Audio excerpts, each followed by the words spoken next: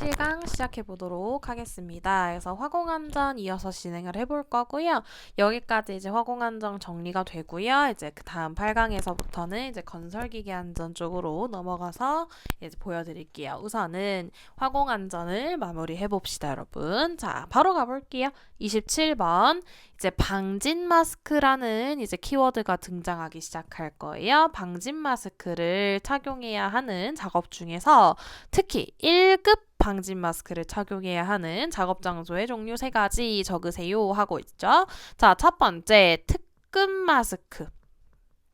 특급 마스크 착용 장소를 제외한 분진 발생 장소. 그 다음 금속 흉 등과 같이 이제 열적으로 생기는 분진 발생 장소. 그 다음 기계적으로 생기는 분진 발생 장소인데 근데 규소는 제외한다라고 외워두시면 됩니다. 그래서 이 방진 마스크가 특급 1급 그리고 2급 이렇게 3가지 종류가 있는데 그 중에서 1급 방진 마스크를 착용해야 하는 작업 장소에 대해서 정리를 한번 해봤어요. 그대로 28번으로 이어질게요, 여러분. 자, 특급 방진 마스크요. 이번에는 앞에 문제에서는 1급 방진 마스크였다면 이번에는 특급 방진 마스크죠. 특급 방진 마스크를 사용해야 하는 장소 2가지에는 베릴륨 등과 같이 좀 독성이 심한 물질들 있죠? 독성이 강한 물질들을 함유한 분진 등의 발생 장소. 2번째, 성면 취급 장소. 이제 발암물질이니까요, 여러분. 그래서 특급 방진 마스크는 이렇게 2가지 외워두시면 돼요. 그래서 다시 한번 설명드리면 정리해서 이제 방진 마스크는 총 3가지가 있다라고 설명을 드린 것 같아요. 이제 특급 마스크, 그 다음 1급 방진 마스크, 그 다음 2급 방진 마스크 해서 3가지의 방진 마스크. 자, 특급을 써야 하는 장소는 다시 베릴륨 등이랑 같이 좀 독성이 강한 물질들이 나올 수 있는 분진 발생 장소. 2번째 성면 취급 장소. 방금 앞에서 했죠? 1급을 써야 하는 경우 1급 방진 마스크는 이 특급 마스크 장소를 제외한 분진 등이 발생하는 장소. 그 다음에 금속 흉, 특히 금속 흉이 발생하는 거. 이렇게 열적으로 생기는 분진 등. 자, 그 다음에 기계적으로 생기는 분진 등이 발생하는 장소. 근데 규소를 제외하죠. 그 다음 2급을 써야 하는 장소는 특급이나 1급 마스크 이 장소들. 1급이나 특급을 써야 하는 그런 장소들 빼고 나머지들 전부 다 2급 쓰시면 돼요. 그래서 뭐 이런 식으로 외워두시면 너무 좋을 것 같고 그 중에서 2급은 사실 시험 문제 내기엔 애매한 부분이 있긴 있어요. 왜냐하면 1급과 특급을 써야 하는 장소를 제외한 나머지 장소들이라고 나오기 때문에 이거는 좀 애매하지만 이 2가지는 충분히 언제든 출제될 수 있다. 그래서 방진 마스크라는 키워드 하나 잡으시고 연결해서 외워두시면 돼요. 그럼 우리가 방진 마스크가 나오니까 이제 그거에 대해서 조금 더 자세히 살펴볼게요. 방진 마스크라는 키워드를 또 가지고 오는데 여기서 분리식 방진 마스크 여과제의 분진의 포집 효율 이렇게 물어보고 있어요. 자, 그러면 방진 마스크인 건 알겠는데 분리식의 방진 마스크 여과제의 포집 효율을 물어보고 있어요. 그러면 여기서 조금 더 살펴보게 되면 방진 마스크는 2가지의 형태로 또 나눌 수 있는데 어떤 거냐? 분리식 방진 마스크랑 안면 부여과식 이제 이렇게 쓸게요. 이렇게 2가지로 좀 나눠질 수 있어요, 여러분. 그래서 이거의 포집 효율이 좀 다르기 때문에 한번 살펴볼게요. 첫 번째, 특급은 99.95% 이상, 그 다음 94% 이상, 2급 80% 이상 해서 분리식 같은 경우에는 특급 1급, 2급의 포집 효율이 이렇게 된다라고 외워두시면 되고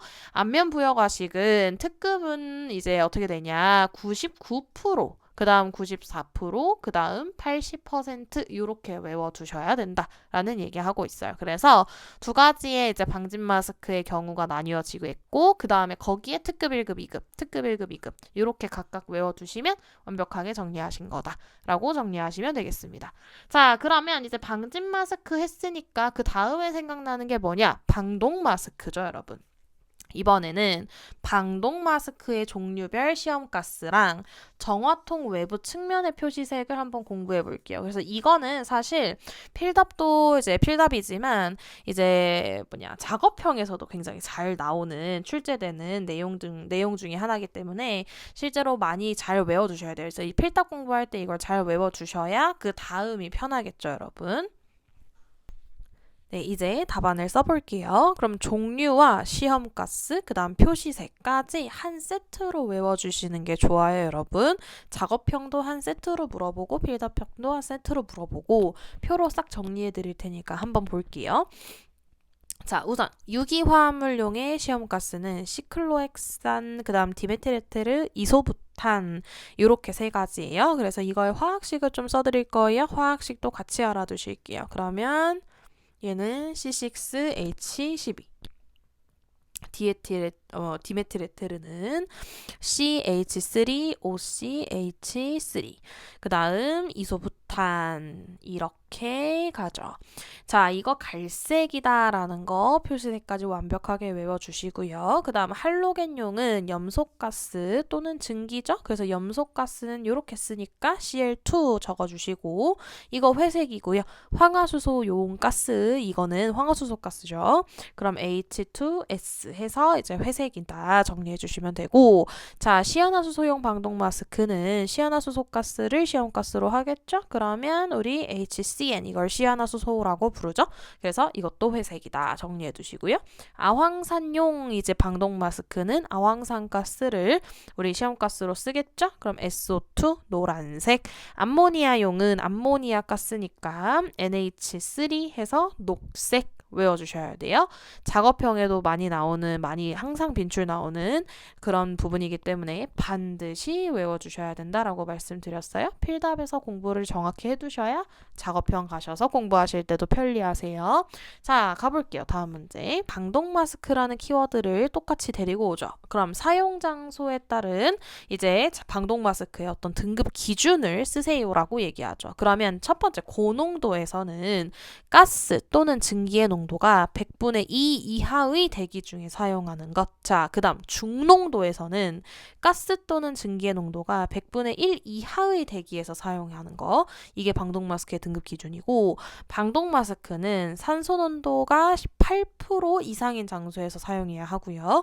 고농도와 중농도에서 사용하는 방독 마스크는 이제 전면형이라고 부르는 거죠. 전면형을 사용하셔야 되는데 뭐 격리식이거나 아니면 직렬식이거나 이것들을 이렇게 전면형을 사용해야 한다라는 얘기예요. 그래서 방독 마스크의 등급 기준에서 고농도와 중농도가 나뉘어질 수 있다라는 거 구분 지어주시고 이런 방독 마스크는 어찌됐든 산소 농도가 18% 이상인 장소에서만 사용해야 하는구나 라고 파악하고 넘어가시면 되겠습니다.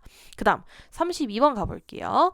자 32번부터는 이제 다른 내용인데 어떤 용어를 설명하여라 라는 문제가 나오고 여기서 이제 증기운 폭발 이거랑 이제 블레브에 대한 내용이 나오죠. 그래서 이 두 가지가 이제 화공안전에서 가장 많이 출제되는 내용 중에 하나기도 해요. 용어 설명에서. 자, 보실게요. 이제 증기운 폭발이라는 내용인데 이거는 어떤 가연성 가스가 누출이 되면서 대기 중에서 어떤 구름 형태를 만들기 시작하죠. 그래서 증기운이라고 써있죠. 그래서 구름 형태로 모여서 점화원에 의해서 순식간에 가스가 팡 하고 폭발하는 현상을 우리가 UVC 해가지고 증기운 폭발이라고 부르죠. 그 다음 두 번째 블레브라고도 부르고요. 비등액 액체 증기 폭발 좀 어렵죠? 그래서 영어로 많이 불러요. 자 보시면 이거는 외부 화재에 의해서 탱크 내에 있는 어떤 가연성 액체가 비등하고 그 다음 증기가 팽창하면서 폭발을 팡 하고 일으킨다 정리하시면 되겠습니다. 그래서 두 가지는 이제 좀 차이가 있죠 여러분. 그래서 가연성 가스가 누출되면서 이제 구름 형태로서 점화원에 의해서 폭발하는 건 증기운 폭발 UVC. 그 다음 블레브는 가연성 액체가 비등해서 팽창하면서 폭발 일으키는 거 외부 화재에 의해서 이렇게 정리하시면 되겠습니다.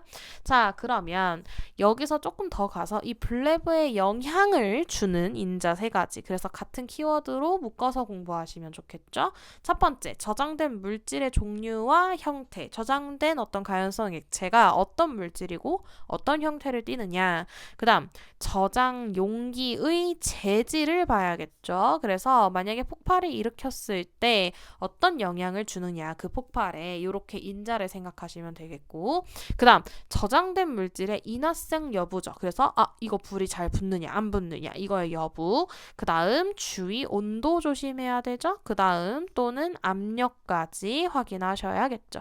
그래서 네 가지 이제 블레브에 영향을 주는 인자를 총 쓰세요라고 문제 출제될 수 있다라는 얘기를 하고 있어요. 그 다음 자 34번 가볼게요.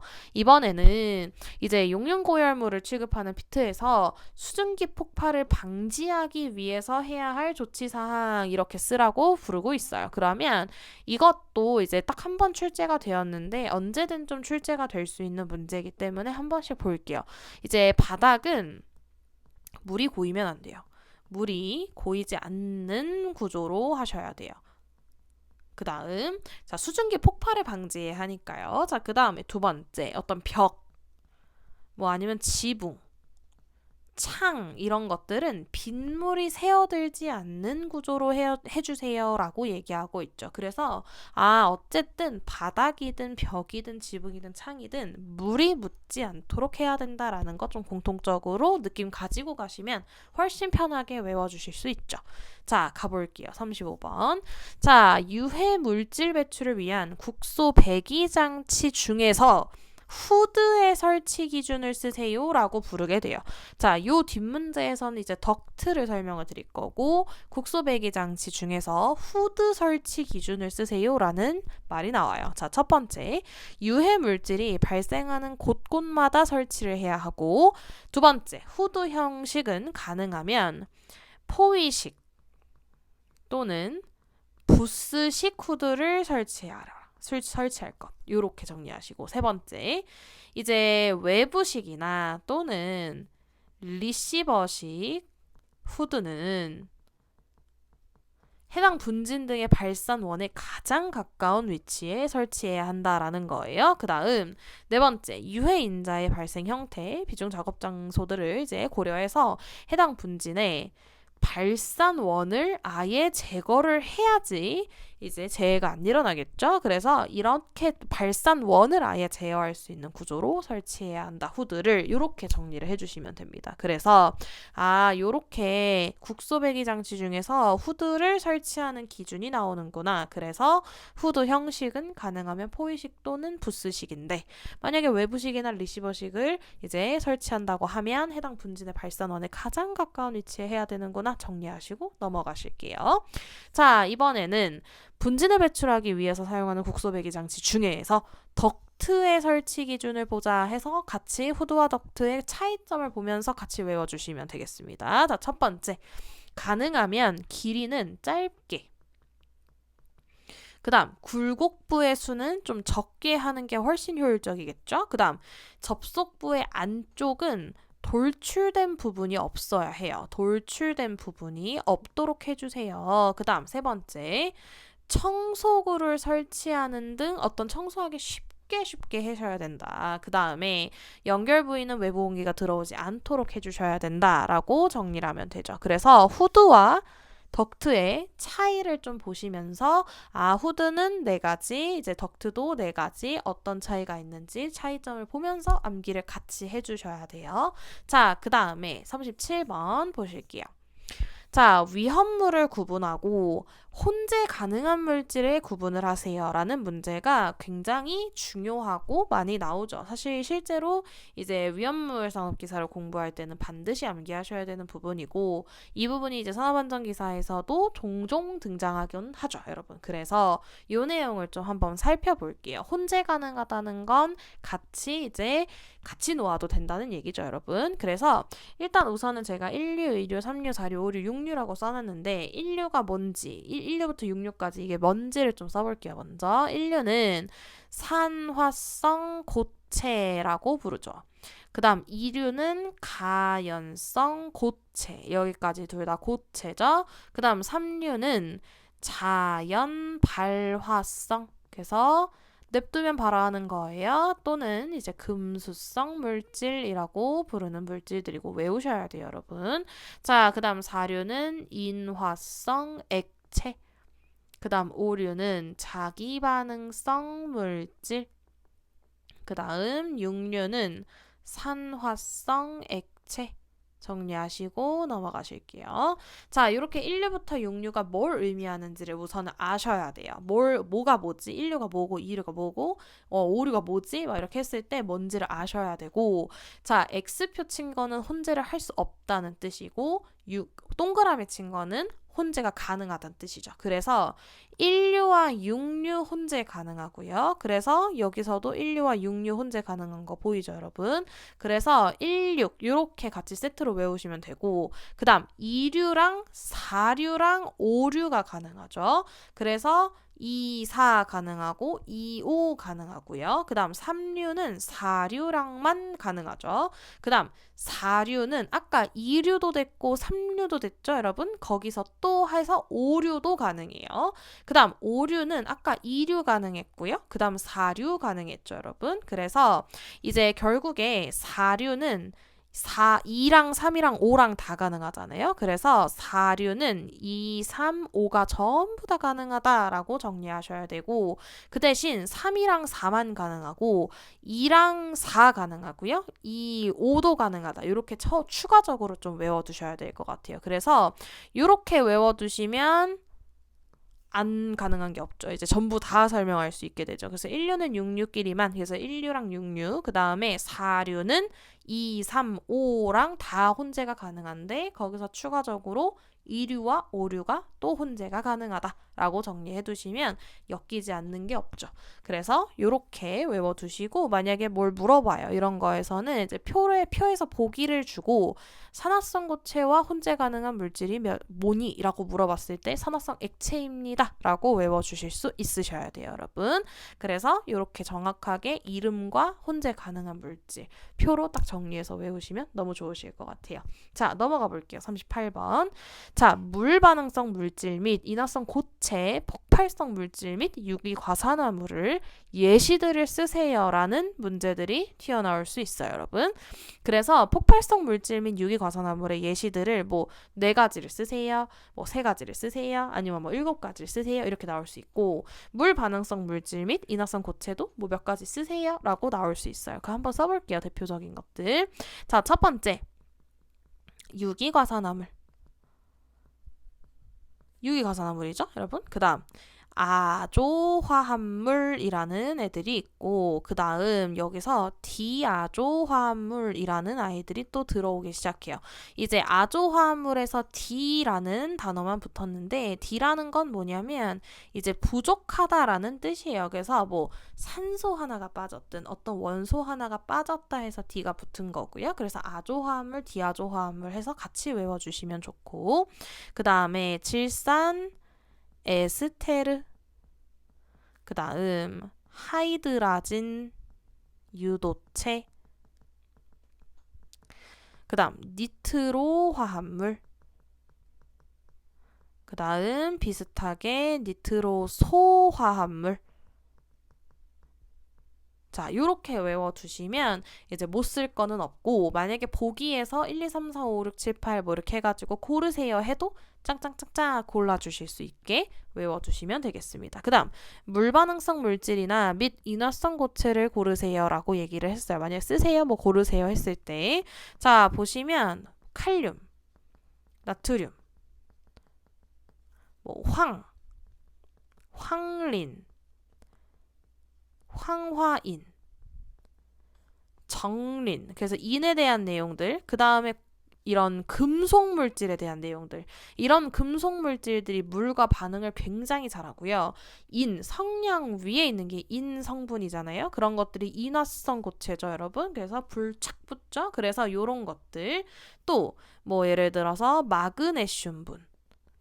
말 그대로 금속이죠, 여러분. 금속분. 물과 반응을 너무 잘하죠.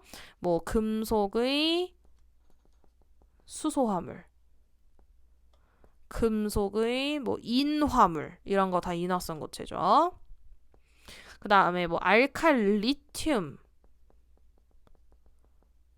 그 다음 뭐 알루미늄 요런 내용들 전부 다 물반응성 혹은 인화성 고체다라고 얘기하실 수 있죠. 그래서 이것도 보기에서 뭐 1, 2, 3, 4, 5, 6, 7, 8 주셨을 때 결국 그거에서 골라오실 수 있어야 된다. 그래서 이렇게 두 가지 한번 외워두시고 가실게요. 왜? 한 번은 출제됐으니까 또 언제 출제될지 모른다. 자, 그 다음 39번 가볼게요. 자, 할로겐 소화약제 할로겐 원소예요. 이 할로겐 원소가 뭐냐면 위험물 산업 기사를 공부하시거나 화학에 대한 내용을 좀 알고 계신 분들이라면 주기율표라는 거를 기본적으로 알고 계실 거예요. 이 주기율표를 직접 찾아보시게 되면 1쪽부터 이제 18쪽까지 주기율표가 쭉 있는 걸 보실 수 있는데 그 중에서 17쪽 원소들을 우리가 모두 다 할로겐 원소 또는 뭐 할로젠 원소라고 부르기도 해요. 그래서 이건 발음의 차이여서 할로젠 원소, 할로겐 원소라고 부르는데 이 할로겐 원소들의 소화약제 그 뭐 있냐 이렇게 물어보기 시작하죠. 그래서 외워두실 건 FCl 브로민, 아이오딘 해서 이거를 부를 때는 플루오린이라고 읽어요. 플루오린. 그 다음 Cl은 염소, Br 하면 브로민, 그 다음 얘는 아이오딘 이렇게 읽어요. 그래서 플루오린, 염소, 브로민, 아이오딘 이렇게 순서대로 외우시면 되고 실제로도 주기율표에서 차례대로 이렇게 가요, 여러분. 그래서 이렇게 정리하시면 되고 실제로 얘는 상온에서 이제 기체 상태고요. 얘도 기체, 얘도 기체. 하지만 얘는 혼자 액체 상태다. 이렇게 알고 계셔도 추가적으로 알고 계시면 좋을 것 같고 자, 요런 애들에서 이제 이것만 딱 4가지 쓰세요라는 문제가 나올 수도 있고요. 안정성이나 어떤 부촉매 효과를 물어볼 수도 있어요. 그래서 안정성을 좀 따져보자면 밑으로 가면 갈수록 안정적이에요. 그래서 I가 제일 안정적이고 브로민, 그 다음이 브로민, 그 다음에 염소, 그 다음에 F 이렇게 안정적이에요. 그 다음 부촉매 효과로는 F가 가장 세고 Cl이 그 다음이 브로민, 그 다음이 아이오딘. 완전 반대죠, 여러분? 그래서 안정한 건 밑으로 가면 갈수록 안정하구나. 이 촉매 효과를 나타내기엔 안정하지 않는 게 좋죠, 여러분. 그러니까 반대가 될 수밖에 없다라고 외워주시면 수월하실 것 같아요. 자, 넘어갈게요. 자, 40번에 적합한 소화기를 찾아주세요 라고 얘기했어요. 이것도 마찬가지로 위험물 산업기사를 공부하신 분들이라면 수월하게 하실 수 있는 부분이죠. 자, 자세히 물어보진 않지만 이렇게 보기로 찾으세요라는 문제들은 언제든 나올 수 있죠. 자, 첫 번째 전기설비. 전기설비에서는 소화기를 뭘 두셔야 되느냐. 이산화탄소 설비 두실 수 있고 그 다음 할로겐 화합물 소화기 두실 수 있죠. 그 다음 인화성 액체가 있는 곳에는 이산화탄소 소화기, 건조사, 그 다음 포 소화기 두실 수 있고 할로겐 화합물 소화기 두실 수 있죠. 자, 세 번째 자기반응성 물질 두실 때는 자, 두 번째 건조사, 그 다음 세 번째 봉상수 소화기, 그 다음 이제 물통 또는 수조 두실 수 있고요. 그 다음 포 소화기까지 가능하다라고 정리해 두시면 되겠어요. 그래서 이거를 자세하게 알고 싶으신 분들께서는 저 소화기에 대한 내용들이 표로 법령에 정리가 되어 있기 때문에 한번 인터넷에 검색하셔서 보시는 걸 추천드려요, 여러분. 자, 그 다음 41번 연소의 3요소.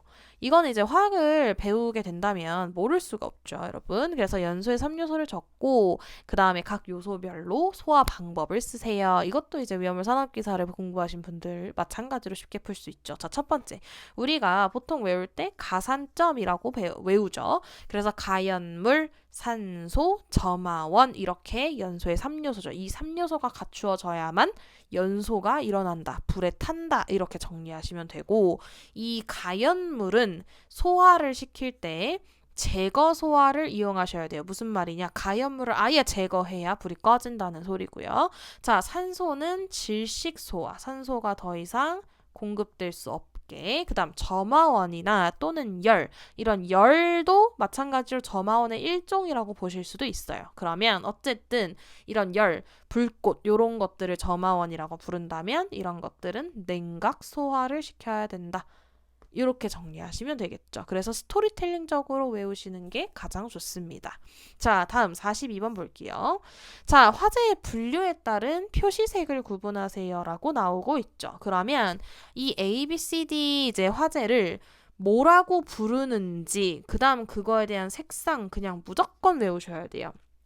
A 유형은 일반 화재, B 유형은 유류 화재, C 유형은 전기 화재, D 유형은 금속 화재예요. 그래 이거 화재 이름 외우는 거는 어렵지 않아요. 그래서 A는 뭐고 B 유형은 뭐고 C 유형은 무슨 화재고 D는 무슨 화재지? 이거를 외우는 건 그냥 쉽지 않아요. 그냥 사실 어렵진 않아요.